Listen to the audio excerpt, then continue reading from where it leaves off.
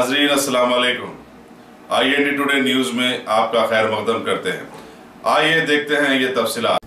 मैं तो ये कहूँगा कि यही बात इनको जाकर सुप्रीम कोर्ट में चीफ जस्टिस ऑफ इंडिया के बेंच में जब जनवरी में हियरिंग होगी तो मोदी प्राइम मिनिस्टर को ये चाहिए कि अपने अटॉर्नी जनरल को चेंज कर दें और मोहतरम जनाब गिरिराज सिंह जो एक्सपर्ट हैं जूरिस्प्रूडेंस के, उनको खड़ा कर दें कोर्ट में और कोर्ट के चीफ जस्टिस ऑफ इंडिया के सामने कह दें कि योर लॉर्डशिप, हिंदुओं का सबर का पैमाना लबरेज हो रहा है। मैं इनको चैलेंज कर रहा हूं मोदी प्राइम मिनिस्टर को कि गिरिराज को अटॉर्नी जनरल बना दीजिए और इनको जनवरी में हियरिंग जब होगी वो खड़े रह के ये जुमला चीफ जस्टिस ऑफ इंडिया के सामने कह दीजिए। अब असदुद्दीन ओवैसी क्यों रिएक्ट करेंगे?